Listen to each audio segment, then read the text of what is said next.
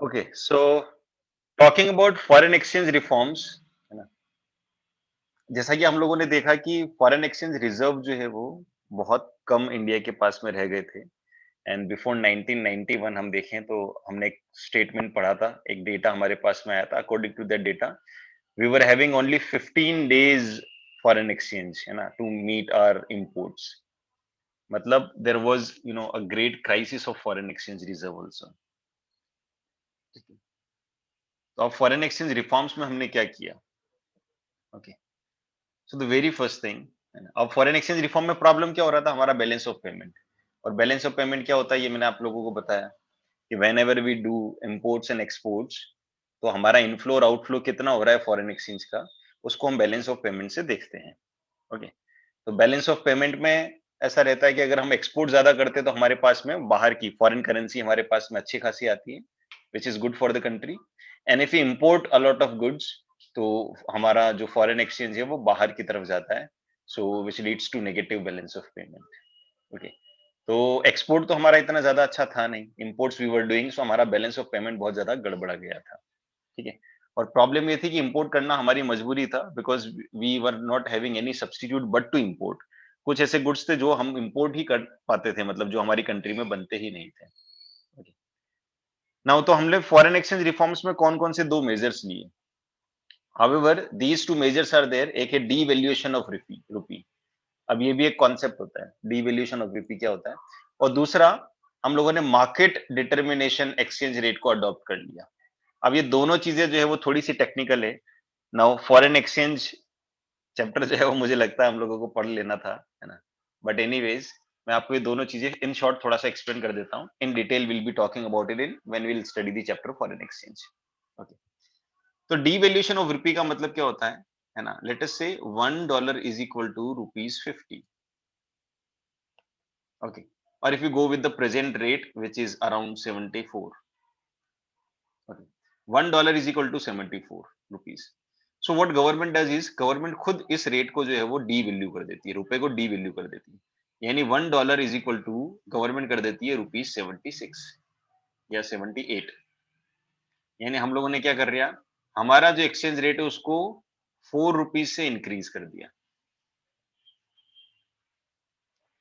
तो case number 1 और case number 2 में हम लोग क्या पाते हैं कि केस नंबर 1 में हमारा रुपया पावरफुल है, लेकिन केस नंबर 2 में वीक हो जाता है। 78 से और बढ़ा के अगर हम 80 कर देंगे तो it will be even weaker. तो जैसे जैसे ये एक्सचेंज रेट बढ़ती जाती है वैसे वैसे हमारा रुपया जो है वो वीक होता जाता है। But since we were not having any option but to devalue it, तो हम खुद हमारे रुपए को जो है वो डी वैल्यू कर रहे हैं। क्यों डी वैल्यू कर रहे हैं?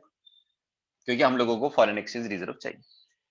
तो हम लोग ज्यादा से ज्यादा रुपया जो है वो सप्लाई कर रहे थे मार्केट के अंदर, जिससे हमारा रुपए सप्लाई करके हम लोग दूसरी करेंसी लेते थे, जिससे हमारे रुपए की सप्लाई जब इंटरनेशनल मार्केट में ज्यादा होती है तो ऑटोमेटिकली उसकी वैल्यू कम होने लग जाती है। ठीक है, तो ये डिवैल्यूएशन हम लोगों ने करना शुरू कर दिया। Who was doing devaluation? It was RBI who was taking care of everything. दूसरी चीज है market rate of exchange.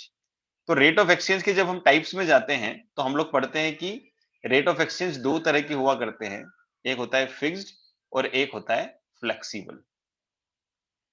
Fixed rate of exchange में क्या होता है, गवर्नमेंट डिसाइड करती है कि हमारी रेट ऑफ एक्सचेंज क्या रहेगी and that will be fixed for a particular time period, है ना?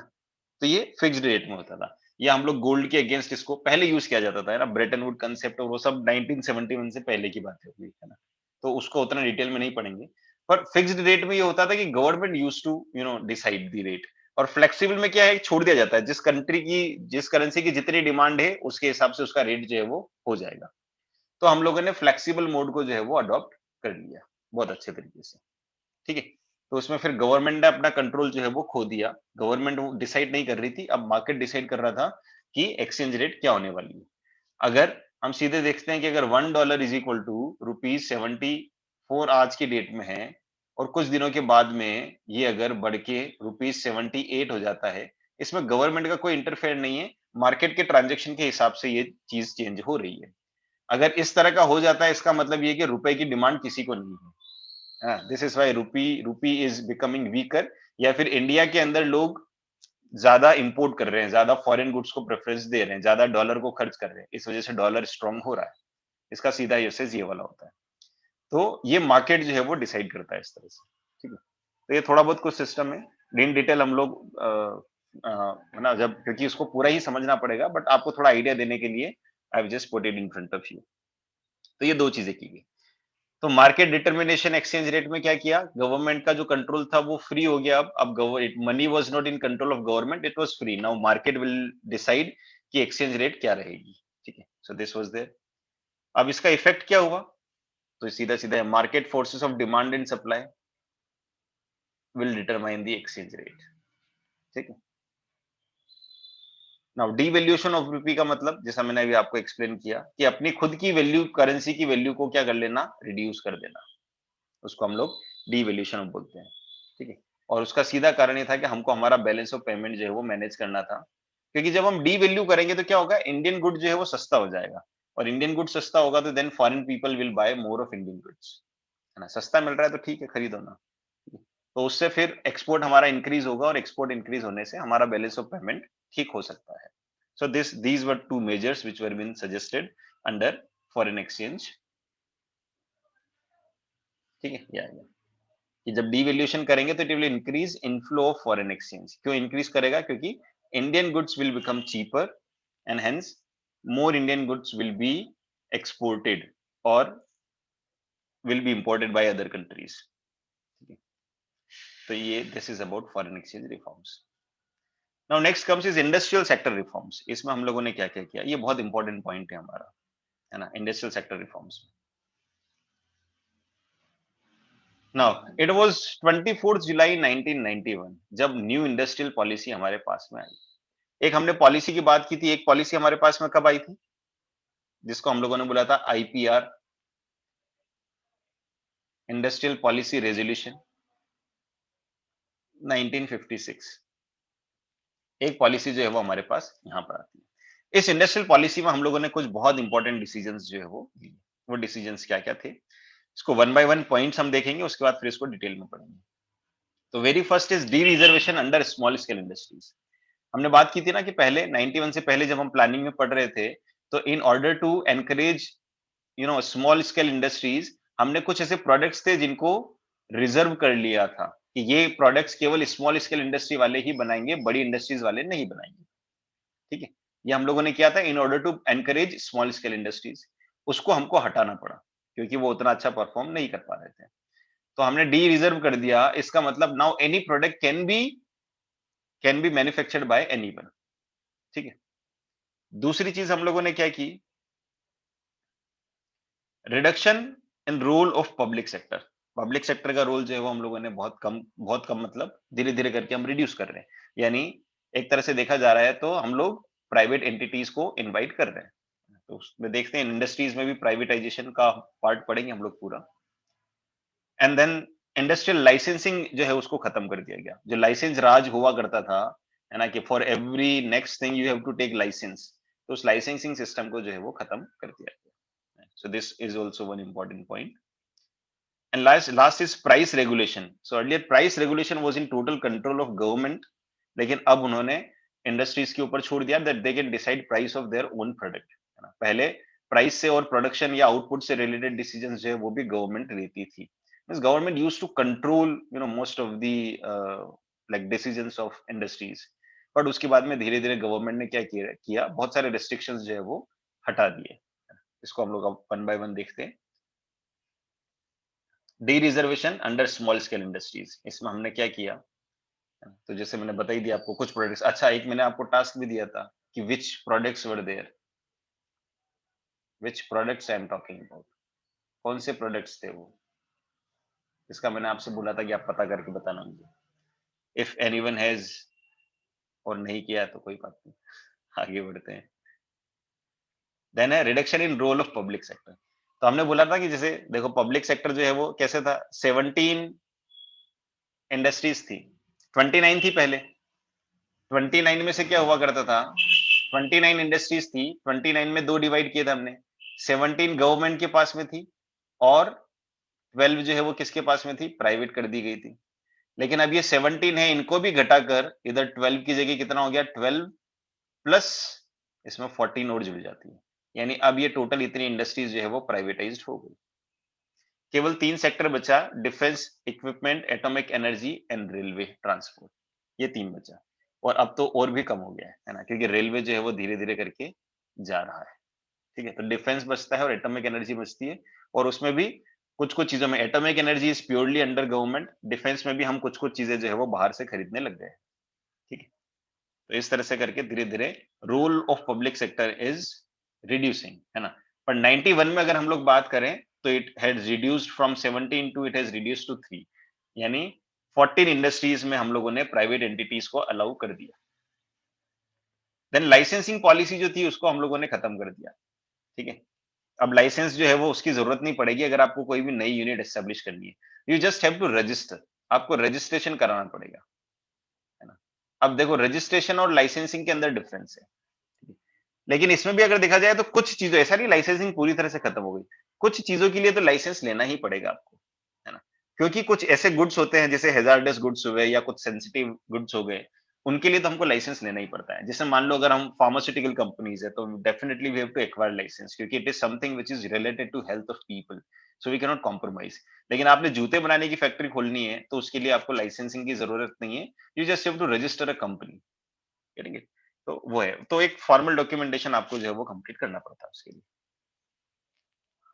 ये है accept in certain area. So licensing इस तरह से खत्म हो।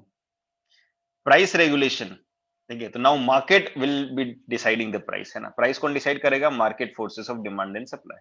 यानी earlier like government used to interfere in the pricing policies, but अब पूरी तरह से प्राइसिंग को फ्री कर दिया गया है। जिस प्रोडक्ट की ज्यादा डिमांड होगी उसके हिसाब से कंपनी इज फ्री, कंपनीज और industries have set free to decide their prices. तो वो प्राइसेस चाहे अपने कॉस्ट के बेसिस पर डिसाइड करें, कॉस्ट में प्रॉफिट जोड़कर डिसाइड करें, मार्केट को लेकर डिसाइड करें, they are free to decide their prices. So these are few industrial sector reforms. Now comes next is the tax reform. है ना? टैक्स रिफॉर्म में क्या क्या होता है? ठीक है, तो tax reform is directly related to government's revenue. तो गवर्नमेंट इस तरह की टैक्स रिफॉर्म करेगी so that tax collection will be there. ठीक है, because it has to increase the revenue of government. तो टैक्स रिफॉर्म में क्या है, आप इसको समझिए ना, गवर्नमेंट की दो तरह से गवर्नमेंट जो है वो काम करती है। जैसे हमने एक टर्म सुना है फिस्कल पॉलिसी। तो फिस्कल पॉलिसी मतलब होता है matters related to expenditure of government and taxation. ये दोनों पॉलिसीज जो है वो फिस्कल पॉलिसी में आती है। ठीक है, तो फिस्कल पॉलिसी का एक पार्ट हो गया हमारा टैक्स रिफॉर्म। तो उसमें किस तरह के रिफॉर्म आते हैं, तो हम देखते हैं there are two types of taxes, direct tax and indirect taxes. Okay, direct taxes जो है वो जनरली इनकम के ऊपर लगते हैं, प्रॉफिट के ऊपर लगते हैं। जैसे आपने इनकम टैक्स सुना होगा, है ना? जैसे आपने कॉर्पोरेट टैक्स सुना होगा, आपने वेल्थ टैक्स सुना होगा, ये सारा डायरेक्ट इनकम के ऊपर लगता है। लेकिन इनडायरेक्ट टैक्स जो है वो प्रॉपर्टीज और इनकम के ऊपर नहीं लगते हैं, rather they are imposed on goods and services, है ना? जैसे आजकल जीएसटी आ गया हमारा, जीएसटी से पहले वैट हुआ करता था, है ना? और भी service tax, sales tax, entertainment tax, luxury tax, इस तरह के बहुत सारे टैक्सेस हुआ करते थे। आजकल केवल जीएसटी हमारे पास में बचा है। ठीक है, एक्साइज ड्यूटी वगैरह जो है वो कुछ चीजों में जरूर लगती है। So these are indirect tax. तो इन टैक्सेस के अंदर जो है वो रिफॉर्म्स आए। रिफॉर्म्स किस चीज में आए? रिफॉर्म्स आए basically to simplify the taxation, है ना? देखो क्या क्या रिफॉर्म्स आते हैं। तो सबसे पहले सिंप्लीफिकेशन ऑफ टैक्सेस। ठीक है, मतलब जो टैक्स भरना है उसकी उसकी प्रोसेस को सिंप्लीफाई करते हैं, है ना? एक जब I was reading about Albert Einstein, तो अल्बर्ट आइंस्टीन ने कहा था कि दुनिया के अंदर में सारी जितनी इक्वेशन है वो सब कुछ समझ में आ गई मुझे, लेकिन ये टैक्स वाली इक्वेशन मुझे कभी समझ में नहीं। Means it is so complicated. So it's not just about India, but through out the world the process of taxation is very typical. उसमें इतने सारे कॉम्प्लिकेशंस हैं कि उसको समझना जो है वो बड़ा मुश्किल है। तो धीरे-धीरे हम लोग कोशिश कर रहे हैं कि उसको और ज़्यादा सिम्प्लीफाई करें। जीएसटी में जब हम आकर पहुँचे तो हमने टैक्स को बहुत काफ़ी हद तक जो है वो सिम्प्लीफाई कर दिया है और जितना टैक्स सिम्प्लीफाई होगा, उतना ज़्यादा टैक्स का कलेक्शन इंडियन गवर्नमेंट के पास में होगा। ठीक है? तो सिम्प्लीफाई जब कर देंगे तो लोग टैक्स जो है वो आसानी से भरने लग जाएँगे और आराम से रहेंगे, कोई दिक्कत नहीं उसके अंदर। ओके,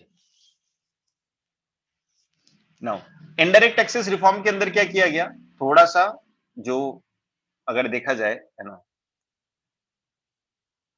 इनडायरेक्ट टैक्सेस को क्या किया गया? रिड्यूस करने का काम किया गया, है ना? इनडायरेक्ट टैक्सेस को क्या किया? रिड्यूस करने का काम काम किया गया। तो इनडायरेक्ट टैक्सेस रिड्यूस होने से क्या होगा, हमारा डिस्पोजेबल इनकम बढ़ेगा, है ना, and will be spending more money on the goods and services. तो जितना ज्यादा ट्रांजेक्शन होंगे उतने ज्यादा कंट्री के लिए अच्छा होगा। ठीक है, ये टैक्सेस का रिडक्शन की बात आ गई हमारे पास में। ठीक है, so taxes were very high, it's like income tax और कॉर्पोरेट टैक्स, ये टैक्सेस भी बहुत ज्यादा थे, डायरेक्ट टैक्सेस भी बहुत ज्यादा थे, उनको भी रिड्यूस किया गया, क्योंकि डायरेक्ट टैक्सेस अगर रिड्यूस होंगे तो again the purchasing power of people will increase and they purchase more goods and services. तो इस तरह से मार्केट जो है वो उसको थोड़ा सा हिम्मत मिलेगी, मार्केट थोड़ा सा हमारा स्ट्रांग होगा। ठीक। तो ये टैक्स रिफॉर्म्स जो है वो मेजर हमने किए। तो मेजर मेजर दो चीजों के लेकर हम लोग बात करेंगे। एक तो ये कि सिंप्लीफाई किया गया प्रोसेस को, ठीक है, और दूसरा जो है वो just okay, so major tax reform की जब हम बात करें तो one is we have simplified the process of tax and then we have also reduced taxes. ठीक है, तो ये कुछ काम हम लोगों ने जो है वो किया। Now next thing is trade and investment policy reforms. Okay, okay, this is just the quick recap, है ना, इसको थोड़ा सा ध्यान से सुनना तो आज का समराइज हो जाएगा। सो फॉरेन एक्सचेंज रिफॉर्म्स के अंदर हमने देखा कि दो तरह के रिफॉर्म्स की हमने बात की, डीवैल्यूएशन ऑफ रुपीज एंड जो हमारा एक्सचेंज रेट है उसको हम लोगों ने मार्केट के ऊपर छोड़ दिया, जिसको हमने बोला market determination of exchange rate. Devaluation of रुपी क्या होता है, this I have explained you, कि जब भी गवर्नमेंट खुद अपनी करेंसी की वैल्यू जो है वो उसको डाउन कर देती है। ठीक है, और मार्केट डिटर्मिनेशन एक्सचेंज रेट में क्या करती है कि गवर्नमेंट जो है वो अपना कंट्रोल छोड़ देती है और let the market decide the exchange rate, और वो डिसाइड होता है उस करेंसी की डिमांड और सप्लाई के ऊपर। ठीक है, तो इस तरह से ये दो चीजें होती हैं। अब इन दोनों चीजें से क्या होगा, जैसे डीवैल्यूएशन ऑफ रुपी करते हैं तो उसमें क्या होगा, डीवैल्यूएशन ऑफ रुपी करने से हमारा रुपया जो है वो वीक हो जाएगा, बट एक फायदा ये होता है डीवैल्यूएशन ऑफ रुपी का कि हमारे एक्सपोर्ट जो है वो बढ़ जाते हैं, क्योंकि हमारी करेंसी की वैल्यू डाउन हो जाती है, जिसकी वजह से यूएस के लोगों को या किसी भी दूसरी कंट्री के लोगों को हमारा प्रोडक्ट सस्ते दाम में मिलता है, and since Indian product become cheaper for them, they will buy more of Indian goods, and if they'll demand more of Indian goods, then definitely inflow of foreign exchange will take place, and this is how we can sort out the problem of foreign exchange reserves। ठीक है, तो ये एक important major लिया गया। Then industrial sector reforms की हम लोगों ने बात की, जिसमें वी टॉक्ड अबाउट कि जुलाई 24 1991 को हम लोगों ने एक नई इंडस्ट्रियल पॉलिसी बनाई। उस इंडस्ट्रियल पॉलिसी के तहत हम लोगों ने these 5 important decisions we have taken. One is dereservation of like dereservation under small scale industries, जिसमें हमने बात किया कि अभी देखो एक एक करके पढ़ेंगे हम लोग आगे, है ना, reduction in role of public sector industrial licensing and price regulation. तो अब इसमें क्या किया हमने, dereservation of small scale industries में हमने कुछ ऐसे प्रोडक्ट्स जो हमने केवल स्मॉल स्केल इंडस्ट्रीज के लिए रिजर्व किए थे उसको हमने हटा दिया। नाउ एनी कंपनी बिग और small can manufacture those products और can sell those products. Then public sector का रोल जो है वो कम कर दिया गया। पब्लिक सेक्टर के पास में 91 से पहले 17 इंडस्ट्रीज थी जो केवल पब्लिक सेक्टर के पास में थी, उसको रिड्यूस करके 3 इंडस्ट्रीज पर लेकर आ गए, यानी 14 इंडस्ट्रीज हम लोगों ने प्राइवेट पार्टीज के लिए ओपन कर दी, है ना। फिर इंडस्ट्रियल लाइसेंसिंग जो है वो उसको हमने खत्म कर दिया, है ना, कि पहले जैसे अगर हम किसी भी कंपनी को अगर अपनी ब्रांचेस खोलने के लिए लाइसेंस लेना पड़ता था, है ना, तो अब वो उसको खत्म कर दिया गया, उसकी जगह केवल एक रजिस्ट्रेशन का प्रोसेस जो है वो रह गया। हालांकि उसके बाद भी चीजें उतनी ज्यादा आसान नहीं हुई, बट स्टिल लाइसेंस राज से जो है वो मुक्ति मिलना भी एक बहुत बड़ा काम था, क्योंकि इसकी वजह से बहुत सारा करप्शन जो है वो बढ़ रहा था, मतलब कंट्री के अंदर। ठीक है, तो लाइसेंसिंग को खत्म कर दिया गया, लेकिन फिर भी कुछ सेक्टर ऐसे थे जो सेंसिटिव थे, जिनमें थोड़ा हजार्डियस प्रोडक्ट्स जो है वो मैन्युफैक्चर होते थे, लाइक केमिकल इंडस्ट्रीज हो गया, फार्मास्यूटिकल्स हो गया, है ना, फूड इंडस्ट्रीज हो गई। तो इन चीजों में लाइसेंसिंग जो है वो जारी रही। उसके बाद price regulation which used to be earlier, government used to interfere in the prices, है ना, इन द प्राइस डिसीजन और आउटपुट डिसीजन, बट उसके बाद में जो है वो इसको हटा दिया गया। Now prices were independently decided by the market forces of demand and supply, यानी कि इंडस्ट्री जो है वो अब अपने हिसाब से प्राइसेस को जो है वो डिसाइड कर सकती थी, या इंडस्ट्री जो है वो भी मार्केट के ऊपर डिपेंड हो गई, जिस प्रोडक्ट की जितनी ज्यादा डिमांड होगी उसकी प्राइस में उतना ज्यादा कंट्रोल जो है वो मार्केट के पास में होगा। टैक्स रिफॉर्म्स हम लोगों ने किए, यहाँ पर हम लोगों ने देखा कि देयर आर, है ना, जैसे एक टर्म आया फिस्कल पॉलिसी, जिसके अंदर टैक्सेस भी आते हैं और गवर्नमेंट का एक्सपेंडिचर भी आता है। तो टैक्स में हमने देखा there are two types of taxes, direct and indirect taxes, और दोनों में ही हम लोगों को रिफॉर्म्स देखने को मिलते हैं। एक रिफॉर्म किया गया कि टैक्स के जो टैक्स फाइलिंग का जो प्रोसेस है उसको सिंप्लीफाई किया गया, ठीक है? इनडायरेक्ट टैक्सेस के अंदर कुछ रिफॉर्म्स जो है वो लेकर आए, है ना? तो जैसे बहुत सारे गुड्स एंड सर्विसेज को जो है वो हमने आइडेंटिफाई किया और उसके ऊपर टैक्सेस जो है वो अलग-अलग तरीके से हम लोगों ने डिसाइड किए।